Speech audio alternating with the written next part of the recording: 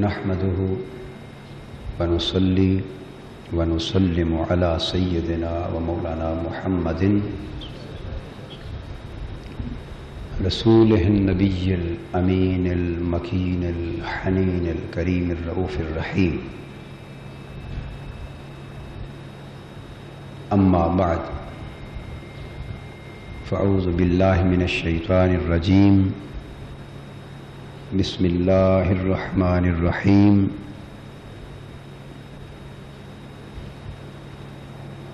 ألا إن أولياء الله لا خوف عليهم ولا هم يحزنون. صدق الله مولانا العظيم.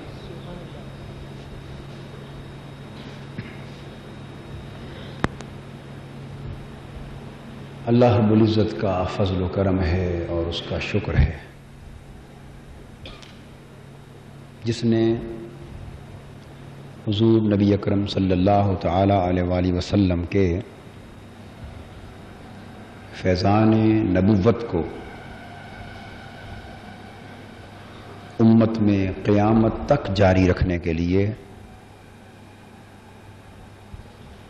حضور علیہ السلام کی امت مرحومہ کو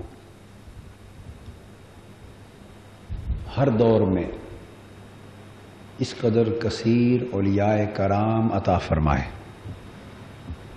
اور حضور علیہ السلام کی اتباع میں اور حضور علیہ السلام کی غلامی میں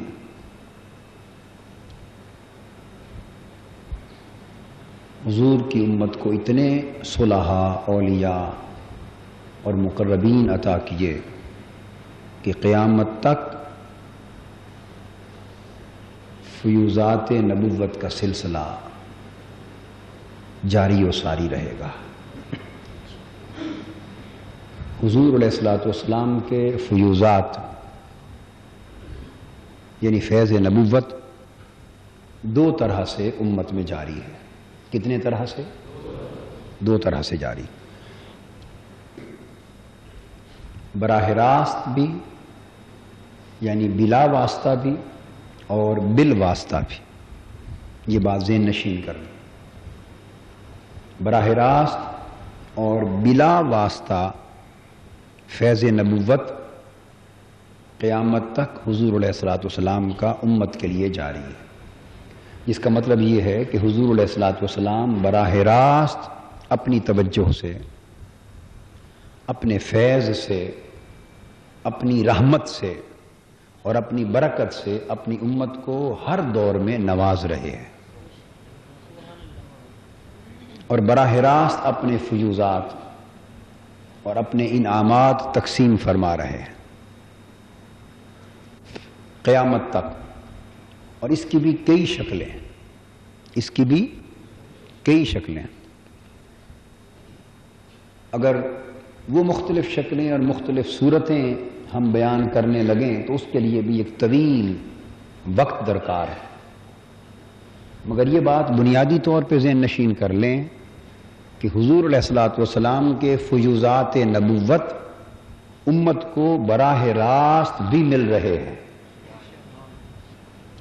یہ نہ سمجھیں کہ جب تک آپ کی حیات مبارکہ کا ظاہری دور تھا، وہ 63 برس کا دور، وہ مکی اور مدنی دور، جب تک آپ کی حیات ظاہری کا دور تھا تو اس وقت تو صحابہ کرام اور حضور علیہ السلام کی امت اور آپ کے غلام براہ راست آپ سے اکتساب فیض کر رہے تھے.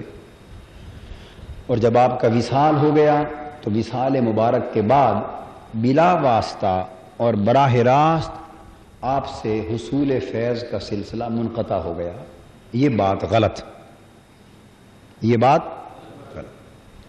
وصال کے بعد بھی آپ کے فیوزات و برکات پہلے ہی کی طرح جاری و ساری ہیں، پہلے ہی کی طرح جاری و ساری ہیں. فرق صرف اتنا ہے کہ ایک چراغ تھا، پہلے کھلے صحن میں تھا، ہر کوئی دیکھتا تھا، کھلے صحن میں رکھا تھا، ہر کوئی دیکھتا تھا، اپنا بھی دیکھتا تھا، پرایا بھی دیکھتا تھا. ابو بکر و عمر بھی اس چراغ کو دیکھتے تھے، ابو جہل و ابو لہب بھی دیکھتے تھے۔ وصال مبارک کے بعد فرق صرف اتنا ہوا کہ رب العزت نے وہ چراغ کمرے میں رکھ دیا۔ اب جو اندر آنے والے اور اندر سے تعلق رکھنے والے ہیں وہ دیکھتے ہیں اور باہر رہنے والے نہیں دیکھتے۔ اب ابو بکر و عمر اور عثمان و علی کی آنکھ کسی کو نصیب ہو اور کوئی اپنا ہو جائے تو وہ آج بھی دیکھتا ہے، اور کوئی پرایا رہے تو وہ نہیں دیکھتا۔ پہلے پرائے بھی دیکھتے تھے، اب پرایوں سے اوجھل کر دیا، اپنوں سے پردہ اٹھا دیا۔ تو اس لیے میں عرض کر رہا ہوں کہ فیوزات میں کمی نہیں آئی، بلکہ وَلَلْآخِرَةُ خَيْرٌ لَكَ مِنَ الْأُولَىٰ۔ پیارے محبوب صلی اللہ علیہ وسلم، تمہاری آنے والی ہر بات کی گھڑی پہلی گھڑی سے بہتر ہوگی۔ تو ہم یہ سمجھتے ہیں کہ دن بدن حضور کے فیوزات مبارکہ کا عالم بھی جواں سے جواں تر ہوتا جا رہا ہے، دن بدن اضافے پر ہے، کام جوش پر ہے، کمی نہیں ہے، کمی نہیں۔ تو براہ راست بھی نصیب ہو رہا ہے، مگر نصیب والوں کو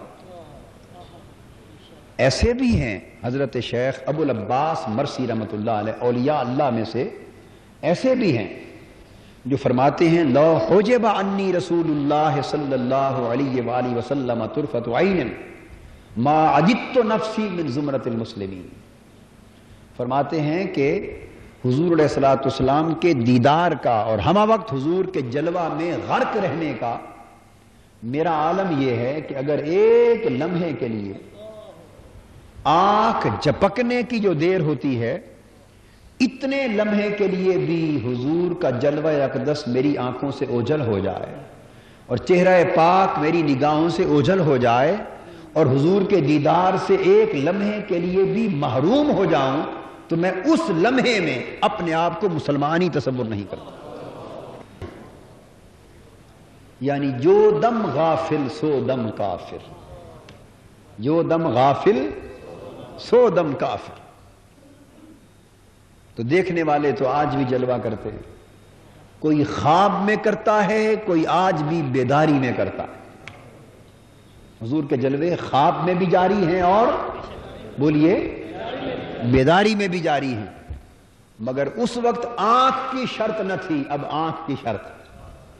فرق یہ، اس وقت ابو جہل ابو لہب بھی دیکھ سکتا تھا، اور اب جلوہ تو اسی طرح جوبن پر ہے، مگر اب شرط یہ ہے کہ آنکھ والا تیرے جوبن کا تماشا دیکھے، آنکھ والا تیرے جوبن کا تماشا دیکھے۔ دیدہ کور کو کیا نظر آئے کیا دیکھے، جو ہے ہی اندھا اسے نظر کیا آئے گا، وہ دیکھے گا کیا؟ اور جسے دکھائی نہیں دے رہا وہ تو یہی پیٹتا رہے گا نا کہ نظر نہیں آ رہے۔ الو ہوتا ہے نا، الو، اس کو دن میں سورج دکھائی نہیں دیتا، اس کی آنکھیں رات کے اندھیرے میں کام کرتی، تو جب وہ اندھیرے میں اس کی آنکھیں کھلتی ہیں اس وقت سورج نظر نہیں آتا، اور جب سورج کے جلوے کا وقت ہوتا ہے اس وقت اس کی آنکھیں بند ہوتی، تو وہ اگر شور مچاتا رہے کہ سورج موجود نہیں، سورج کا جلوہ نہیں، تو نادان الو یہ تیری آنکھ کا قصور ہے، سورج تو جلوہ گر ہے، تو دکھائی دے رہا ہے۔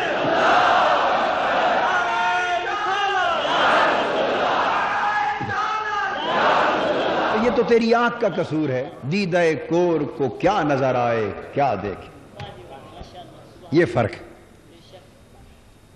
میں نے بہت سال پہلے 2 2.5 3 سال ہو گئے، یاد پڑتا ہے میں نے ایک مثال دی تھی کسی خطاب میں، آپ میں سے بعضوں کو یاد ہوگی، بعضوں نے سنی ہوگی، بعضوں نے نہیں سنی ہوگی، اس مثال کو دہراتا ہوں، ابھی دوبارہ ذہن میں آ گئی۔ آپ ٹیلی ویژن لگاتے، ٹی وی اسٹیشن کی نشریات کا وقت مقرر ہے، وہ چلتی رہتی، وہ چلتی رہتی،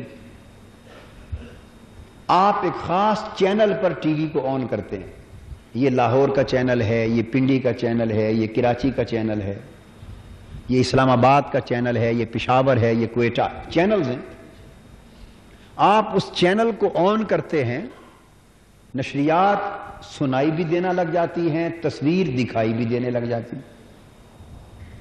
تو جب آپ کا ٹی وی بند پڑا ہو تو کیا اس وقت نشریات بند ہوتی ہیں؟ بولیے. یا آپ کا ٹی وی بند ہوتا ہے؟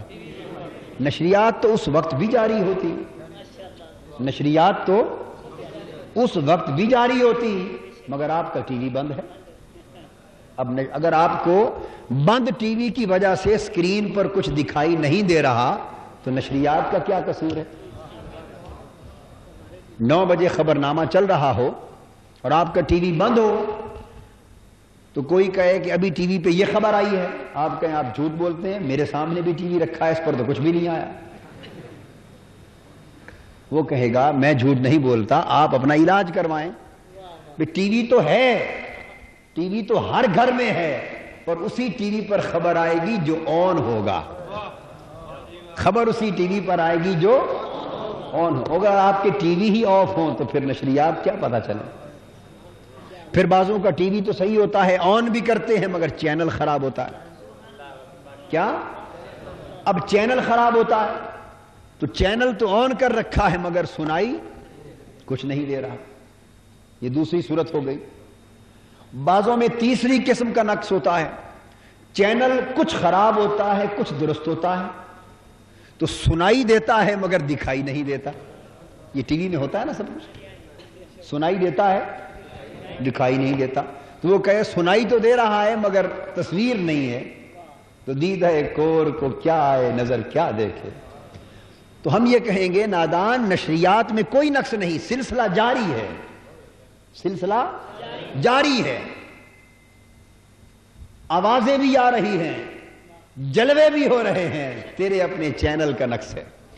تو اس طرح دوستو مدینہ پاک آقا دو جہاں کی بارگاہ سے بھی اجرائے فیض، نشر فیض کا سلسلہ جاری. 24 گھنٹے ہمہ وقت وہاں سے فیض نشر ہو رہا ہے، فیض نشر ہو رہا ہے. رب ذوالجلال نے تمہیں اپنے دل کے ٹی وی دے رکھے، دلوں کے ٹی وی دے رکھے. دل سکرین کی مانند ہیں، دل کے آئینے میں ہے تصویر یار، جب ذرا گردن جھکائی دیکھ لی. تو دلوں کی حالت سکرین کی ہے. تم اپنے دلوں کے چینل درست کر لو، تمہیں سنائی بھی دے گا تمہیں دکھائی بھی دے گا.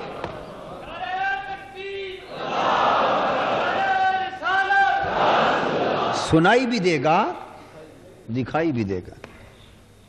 تو وہاں کوئی کمی نہیں، کمی تو ہماری اپنی جھولی میں ہے.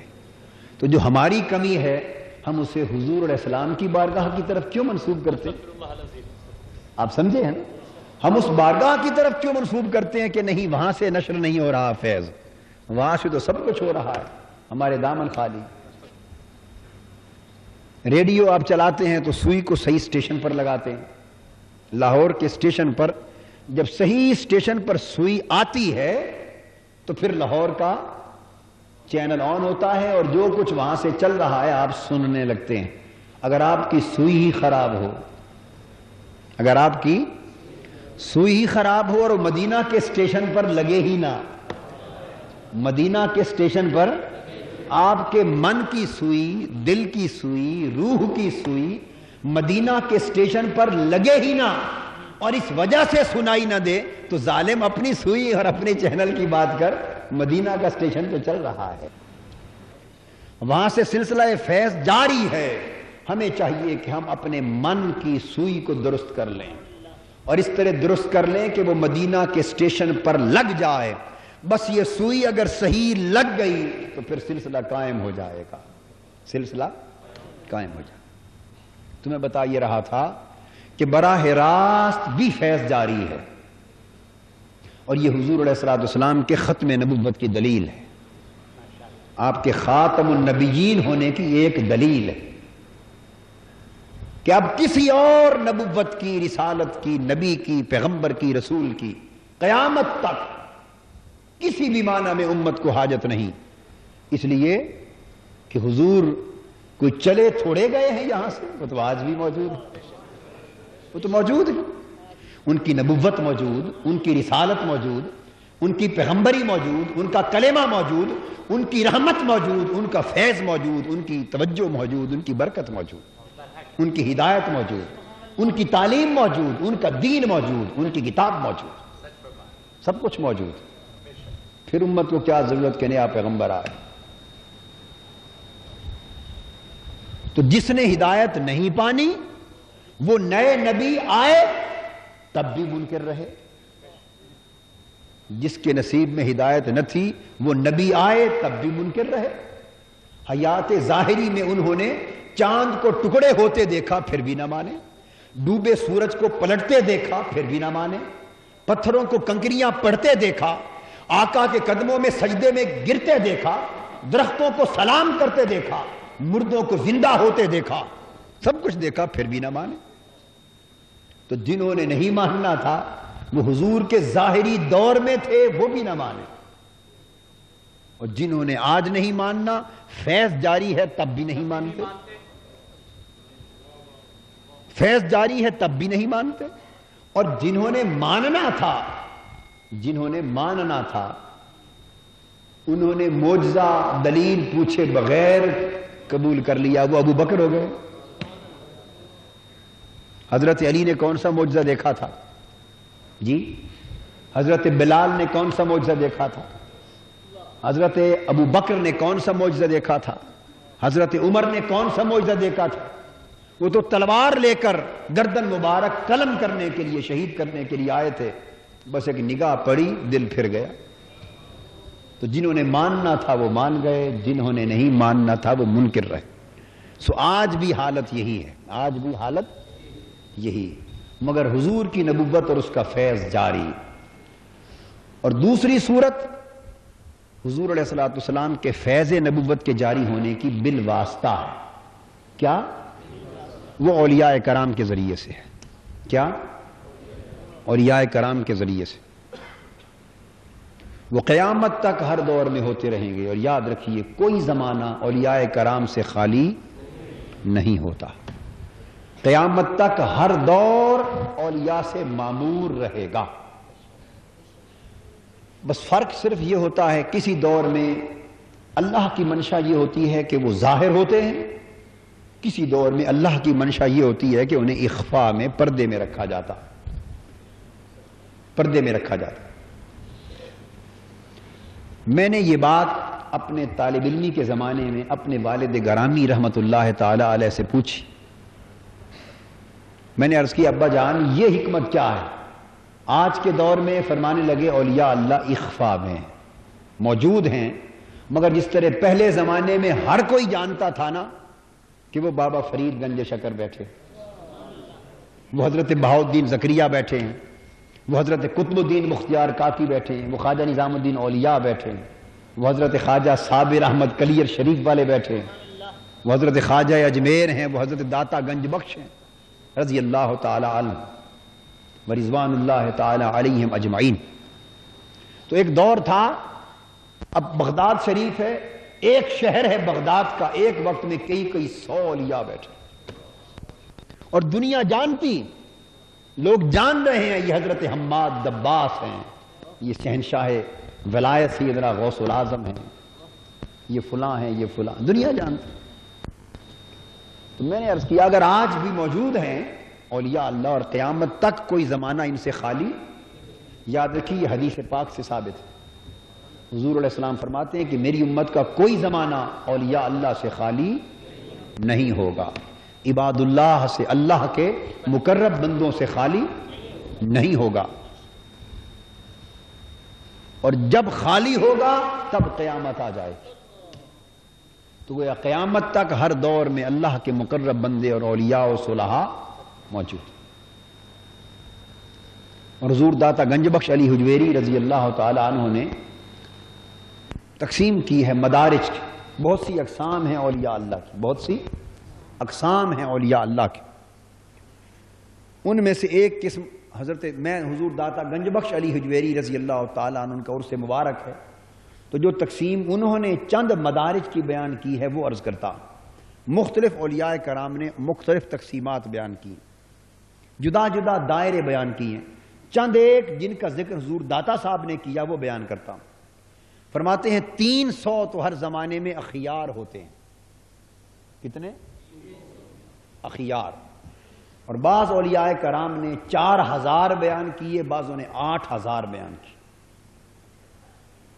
یہ اولیاء اللہ کا ایک طبقہ ہے، ان کی تعریف پہچان جدا بیان کی گئی. تو صاف ظاہر ہے یہ جو مختلف عدد بیان کیے گئے ان کا آپس میں ٹکراؤ نہیں، ایسا ہوتا ہے کہ وہ ان کے اندر بھی مختلف درجے ہوں. کوئی پہلے درجے کے اخیار ہوں، دوسرے درجے کے اخیار ہوں، تیسرے درجے کے اخیار ہوں. دیگر اولیاء اللہ نے درجوں کے اعتبار سے ان کے عنوان لقب جدا رکھ دیے ہوں، کسی نے جدا رکھ دیے ہوں، یہ عنوان جدا جدا ہو. عنوان احادیث سے ثابت نہیں ہے. عنوان اولیاء یہ ڈیزگنیشن ہوتے ہیں. یہ کیا ہوتے ہیں؟ ڈیزگنیشن. جیسے آپ رکھتے ہیں کوئی وزیر اعظم ہے، کوئی وزیر اعلیٰ ہے، کوئی وزیر ہے، وزیر مملکت ہے، کوئی گورنر ہے، کوئی چیف سیکریٹری ہے، کوئی سیکریٹری ہے، کوئی ڈپٹی سیکریٹری ہے، کوئی سیکشن آفیسر ہے، کوئی ڈائریکٹر ہے، کوئی اسسٹنٹ ڈائریکٹر. یہ مختلف گریڈز ہیں، اسائنمنٹس ہیں. اولیاء اللہ میں بھی مختلف عنوان ہوتے ہیں، القاب ہوتے ہیں، کیپشنز ہوتے ہیں، ڈیزگنیشنز ہوتے ہیں. تو حضور داتا صاحب فرماتے ہیں کہ 300 اولیاء کی جماعت اخیار کہلاتی، 40 اولیاء اللہ کی جماعت ان کے علاوہ ان سے اوپر ہوتی، وہ ابدال کہلاتے ہیں. اور حضور علیہ الصلوۃ والسلام کی حدیث پاک ہے، حدیث آپ نے فرمایا قیامت تک ہر زمانے میں میری امت میں 40 ابدال موجود رہیں گے. ہر زمانے میں 40 ابدال موجود رہیں گے. اب ابدال کی اپنی جگہ تعریف ہے. اس کا واحد ہے بدیل. واحد کیا ہے؟ تو بدیل کی جمع ہے ابدال. اب بدیل کا معنی ہے وہ جو بدلتا رہے، وہ جو. اب اس کی کئی تعریفیں کی گئیں. بعض اولیاء اللہ نے کہا کہ بدلنے سے مراد وہ جو اپنے قیام کی جگہ بدلتا رہے، کبھی یہاں کبھی وہاں کبھی وہاں کبھی وہاں. وہ جو ہمیشہ سفر پر رہے، مقیم نہ رہے. کسی نے کہا وہ جو اپنی حالتیں بدلتا رہے. کسی نے کہا وہ جس کے مقامات ہمیشہ بدلتے رہیں، احوال بدلتے رہیں. الغرض مختلف تعریفات بیان. تو 40 آپ نے فرمایا ابدال کی جماعت. اس کے بعد آپ نے فرمایا 7 اولیاء اللہ کی وہ جماعت. 40 کے بعد اوپر یہ وہ ہیں جو اوتاد کہلاتے. ان کے بعد پھر 4 ایسے ہیں جو اولیاء اللہ کی جماعت جو نوکبا کہلاتے ہیں. پھر ان میں سے 3 ایسے ہیں جو اقطاب ہوتے ہیں. ان کے اور نام بھی دیے، قطب ارشاد بھی کہا. پھر ان میں سے ایک وہ ہوتا ہے جو قطب ہوتا ہے، وہ قطب مدار بھی ہوتا ہے، اسی کو غوث بھی کہتے ہیں. تو فرق کے ساتھ اور اختلاف کے ساتھ جو میں نے بیان کیا، اس سے ہٹ کر بھی مختلف عدد بیان کیے گئے. مگر کوئی زمانہ یاد رکھ لیے اولیاء اللہ سے خالی نہیں ہوتا. تو میں نے عرض کیا کہ یہ اخفاء کیوں ہوتا ہے آج کے زمانے میں، کیوں چھپائے جاتے ہیں؟ عام لوگوں کو اس طرح پتہ نہیں ہوتا جس طرح پہلے معلوم ہوتا تھا. تو والد صاحب قبلہ رحمۃ اللہ علیہ نے فرمایا کہ میں نے یہ سوال اپنے شیخ سے کیا تھا. حضرت سیدنا ابراہیم سیف الدین رحمۃ اللہ تعالی علیہ بغداد شریف کے نقیب الاشراف تھے، ان سے کیا تھا. انہوں نے اس کا یہ جواب دیا، اور بعد ازاں یہی جواب میں نے حاجی امداد اللہ مہاجر مکی رحمۃ اللہ علیہ کی ایک کتاب ہے غالباً شمائم امدادیہ یا امداد المشتاق، اس میں بھی پڑھا. تو اولیاء کرام تو اپنے امور کے رازداں ہوتے ہیں نا. وہی بات جو بغداد میں انہوں نے کہی، وہی بات ہند میں حاجی امداد اللہ مہاجر مکی نے کہی. آپ نکتہ سمجھے ہیں نا. انہوں نے بھی کہا یہ اخفاء کا دور ہے، انہوں نے بھی فرمایا اخفاء کا دور ہے. سبب پوچھا کیا ہے، سبب بھی ایک ہی بیان کیا. تو والد صاحب قبلہ فرماتے ہیں کہ ان کے شیخ نے ارشاد فرمایا کہ سبب اس کا یہ ہے کہ پہلا دور ادب کا دور تھا. پہلا دور ادب کا دور تھا. ایمان اور روحانیت کا بالعموم غلبہ تھا. ایمان اور روحانیت کا بالعموم غلبہ تھا، سو ادب کی قدریں زندہ تھیں۔ آپ خود تجربہ کر لیں، آج سے 25-30 سال پہلے چلے جائیں اور جو بزرگ زیادہ عمر کے بیٹھے ہیں وہ 50-60 سال پیچھے چلے جائیں، تو عام آداب جو زندگی میں تھے اور ایک دوسرے کا اور بڑوں کے ادب کا جو لحاظ تھا وہ ہماری ہی زندگی کے مختلف سالوں میں زمین آسمان کا فرق نظر آتا۔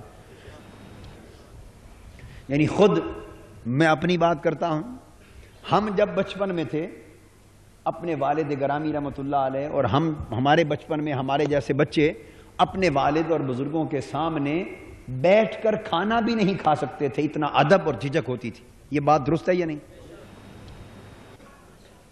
کوئی بات پوچھنی ہوتی تو براہ راست پوچھتے بھی نہیں تھے۔ اب وہ زمانہ ہے ہماری عمر میں جو ہمارے بچے ہیں وہ چھوٹی چھوٹی بات بھی ہو تو براہ راست پوچھتے ہیں، قریت کرتے ہیں، ڈسکس کرتے ہیں، بحث کرتے ہیں۔ خالی زبانی سے کہہ دو تو نہیں مانتے جب تک دلیل سے سمجھایا نہ جائے۔ بولیے یہ بات درست ہے یا نہیں؟ تو کتنا فرق آ گیا۔ اس طرح بزرگ لوگ جانتے ہیں کہ ایک وقت تھا کہ پرانی عمر کے کوئی بزرگ اگر گلی سے گزر رہے ہوتے تو ننگے سر ان کے سامنے گلی سے کوئی جوان نہیں گزرتا تھا، سر پہ کپڑا اوڑھ لیتے تھے۔ یہ بات درست ہے یا نہیں؟ آپ پرانے وقتوں کی ساری باتیں بیان کرتے ہیں اور آج کے بچے اور نوجوان سمجھتے ہیں کہ یہ کہانیاں ہیں، یہ پرانی داستانیں ہیں، مگر داستانیں نہیں، زمین آسمان کا فرق آ گیا ادب میں، لحاظ میں، حیا میں۔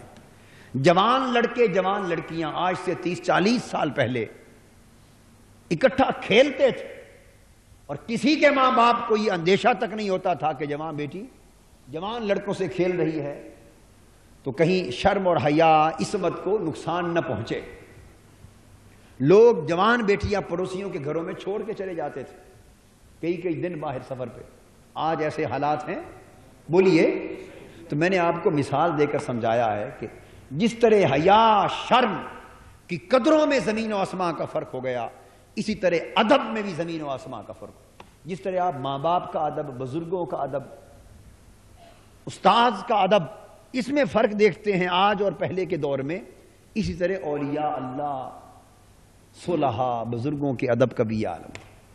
انہوں نے فرمایا کہ وہ ادب کا دور تھا، جو شخص سنتا سن لیتا کہ یہ ولی اللہ ہے، صاحب مقام ہے، صاحب حال ہے، ان کا تعلق نسبت ان سے ہوتی یا نہ ہوتی مگر ادب ضرور کرتا۔ کیا؟ بولیے۔ ادب ضرور کرتا۔ بے ادبی کا مرتکب کوئی نہیں ہوتا تھا، کوئی پرلے درجے کا بے ایمان ہوتا، بدبخت ہوتا، کافر ہوتا، بہت بڑا ظالم ہوتا تو بے ادبی کا مرتکب ہوتا، ورنہ عام گناہگار سے گناہگار شخص بھی اللہ کے مقرب بندوں، صالح بندوں، علماء، مشائخ، اولیاء، صلحاء، اہل حال، اہل خلوت اور اہل عمل اور اہل علم، ان کی بے ادبی کا مرتکب نہیں ہوتا تھا۔ تو فرمایا چونکہ عام ادب تھا اس لیے اللہ رب العزت اپنے اولیاء اللہ کو بھی ظاہر فرماتے رہتے تھے، اس لیے کہ لوگ ادب کرتے تھے۔ اب وہ زمانہ آ گیا کہ ادب کی قدریں ختم ہو گئیں، مٹ گئیں، اب ادب نہ رہا، اب بے ادبی چھا گئی، بے ادبی چھا گئی۔ اب ہر شخص صرف غلط فہمی سے نہیں بلکہ بدنیتی سے بھی ہر شخص اللہ کے نیک بندوں، صالح بندوں، مقرب بندوں کی بے ادبی کر رہا ہے، زبان درازی کر رہا ہے، طعن و تشنیع کر رہا ہے، الزام اور اتہام دے رہا ہے اور بے دھڑک اپنی زبان کھول رہا ہے اللہ کے مقرب بندوں پر۔ ہر شخص کھول رہا، ہر شخص کھول رہا ہے۔ تو بے ادبی عام ہے اس دور میں، چونکہ مادیت کا زمانہ ہے، نفسانیت کا زمانہ ہے۔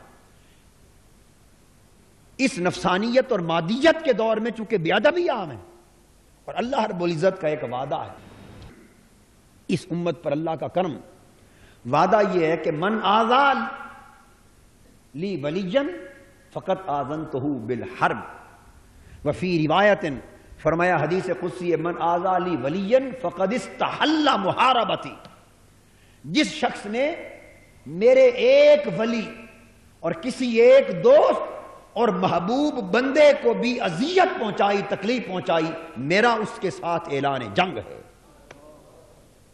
اور حدیث قدسی کے دوسرے مقام پر الفاظ یہ ہیں، جس نے میرے ایک ولی، ایک محبوب مقرب بندے اور دوست کو تکلیف پہنچائی، اس نے اپنے لیے میری جنگ اور میری محاربت حلال کر لی، حلال کر لی۔ اب بعید نہیں کہ میں اس سے اعلان جنگ کر دوں، اس کو تباہ کر دوں، اس کو ذلیل کر دوں، اس لیے کہ گناہ تو برداشت ہو جاتا ہے، گوارا ہو جاتا ہے، مگر رب ذوالجلال اپنے محبوب مقرب صالح بندے کی بے ادبی اور گستاخی کو گوارا نہیں کرتے۔ اب صورت کیا تھی؟ آپ کہیں گے گستاخی بے ادبی تو اب بھی ہو رہی ہے، کرنے والے تو کر رہے ہیں۔ یہاں فلسفہ اخفاء کا سمجھا رہا ہوں، وہ یہ کہ چونکہ پردہ ڈال دیا رب ذوالجلال نے، کرامات کو ظاہر نہ کیا، مقامات کو ظاہر نہ کیا، احوال ظاہر نہ رہے جیسے پہلے زمانہ میں ہوتے تھے، کھلی کرامات کا ظہور اور صدور اس طرح بند کر دیا جس طرح پہلے ہوتا تھا، مقامات و احوال کا انکشاف اس طرح بند کر دیا جس طرح پہلے ہوتا تھا، کیونکہ مقام ولایت اللہ کے بندوں کا نگاہوں سے مخفی ہو گیا۔ اب جو بے ادبی کر رہا ہے وہ اس کو ولی جان کر نہیں کر رہا، چونکہ اس کی ولایت مخفی ہے، وہ سمجھتا ہی نہیں کہ یہ ولی ہے، وہ یہ سمجھتا نہیں کہ یہ ولی ہے، وہ یہ سمجھتا نہیں کہ خدا کا مقرب بندہ ہے، وہ یہ سمجھتا نہیں کہ خدا کا محبوب بندہ ہے، چونکہ اس کی ولایت، اس کی بندگی، اس کا مقام، اس کا حال اللہ کی بارگاہ میں، اس کی مقبولیت اور مقربیت عام لوگوں کی نگاہ سے اوجھل ہے، وہ سمجھتے نہیں کہ یہ ولی ہیں۔ اس مغالطے میں مبتلا ہو کر جب بے ادبی اور گستاخی کرتے ہیں تو اللہ رب العزت معاف کر دیتا ہے کہ اللہ کے ولی سمجھ کر گستاخی نہیں کی، بلکہ مغالطے کی وجہ سے گستاخی کی، اور مغالطے میں بندہ بھول کر روزہ توڑ بیٹھے خدا اس کو بھی معاف کر دیتا ہے، جانتے ہوئے کہ میرا روزہ ہے۔ میں نے آپ کو بڑا اہم نکتہ سمجھایا ہے، جانتے ہوئے، علم رکھتے ہوئے کہ میرا روزہ ہے۔ اگر آپ کھا لیں، پانی کا گھونٹ بھر لیں تو روزہ ٹوٹ گیا اور سزا دی، اب 60 روزے پے در پے رکھے، کفارہ رکھے، اور صرف اتنا فرق ہوا کہ خیال نہ رہا کہ روزہ ہے۔ بولیے کیا؟ خیال نہ رہا روزہ ہے، بھول گیا انسان، چوک گیا، روزے کا علم نہ رہا۔ جب علم نہ رہا تو وہاں علم سے ایک گھونٹ پانی کا پیا تھا، سزا پڑ گئی 60 روزوں کے کفارے کی۔ یہاں فقط علم نہ ہونے کی وجہ سے، جان پہچان نہ ہونے کی وجہ سے جی بھر کے روٹی کھا لی، سویٹ ڈش کھا لی، پھل کھا لیے، سیر ہو کے اٹھے، مگر خیال نہ رہا، اور بعد میں یاد بھی آ گیا تو رب نے معاف کر دیا۔ اس لیے معاف کر دیا کہ جب اس نے روزہ توڑا یعنی کھانا کھایا، اس وقت تو اسے یہ پتہ نہیں تھا نا کہ میرا روزہ ہے۔ اس پتہ نہ ہونے کا بینیفٹ آف ڈاؤٹ دے دیا، بینیفٹ آف، اس پتہ نہ ہونے کا حضور کا امتی سمجھ کر خدا نے معاف کر دیا۔ کھا اب بھی روزے میں رہا ہے، کھایا تب بھی روزے میں تھا، مگر وہاں علم تھا، ایک گھونٹ پینے پر گرفت کر لی، سزا دے دی۔ یہاں علم نہ تھا، سیر ہو کر کھا لیا مگر معاف کر لیا۔ بس فرمایا لوگو یہ میری رحمت ہے اس امت پر کہ اگر تمہیں پتا ہو کہ یہ ولی ہے، میرا دوست ہے، اور جان کر ایک لفظ بے ادبی کا زبان سے بول دو تو تمہیں دنیا میں ذلیل و رسوا کر کے ختم کر دوں، مگر تم خاموش، گستاخی کیے جا رہے ہو، گالیاں دیے جا رہے ہو، بے ادبی کیے جا رہے ہو، بہت ظلم کر رہے ہو، مگر اس لیے چھوڑ رہا ہوں کہ تمہیں پتہ نہیں کہ یہ میرا دوست ہے، تمہیں علم، خاموش بیٹھے، تمہیں علم نہیں کہ یہ میرا ولی ہے، تمہیں علم نہیں کہ میرا مقرب بندہ ہے، میرا مقبول بندہ ہے، چونکہ پردہ میں نے ڈال رکھا ہے اس وجہ سے تمہیں پتہ نہیں، اور پتہ نہ ہونے کے باعث ظالموں اپنی بدبختی کی وجہ سے گستاخی کیے جا رہے ہو۔ میں تمہیں حضور کا امتی سمجھ کر اور تمہاری لا علمی کو دیکھ کر اس گستاخی کو برداشت کر رہا ہوں، اور اگر جان لو کہ یہ ولی ہے اور ایک لفظ زبان سے نکالو تو تمہیں بسم کر کے رکھ دوں، بسم کر کے رکھ دوں۔ یہ دور اخفاء ہے۔ اس لیے دوستو ولایت کا سلسلہ ختم نہیں ہوا، آج بھی غوث ہیں، آج بھی کتب ہیں، آج بھی نقبا ہیں، آج بھی نجبا ہیں، آج بھی اوتار ہیں، اوتاد ہیں، آج بھی ابدال ہیں، آج بھی اخیار ہیں، آج بھی مجدد ہیں، آج بھی مصلح ہیں، آج بھی مجتہد ہیں۔ حضور کی امت کے اولیاء ہر طریق پر قیامت تک ہر زمانہ ان سے معمور رہے گا۔ یہی وجہ ہے کہ ہمارے فسق و فجور، نادانیوں، کوتاہیوں، ظلم، بددیانتیوں کے باوجود دین بھی زندہ ہے، امت بھی زندہ ہے، اور اللہ کا عذاب نہیں ہو رہا، کیونکہ سلسلے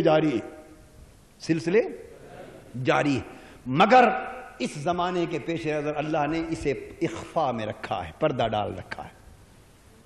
اللہ رب العزت سے دعا ہے کہ وہ ذات ہمیں پھر بھی اہل ادب میں سے کرے، اہل ادب میں سے کرے کہ اس میں خیر ہے، اسی میں برکت ہے۔ وما علینا الا البلاغ۔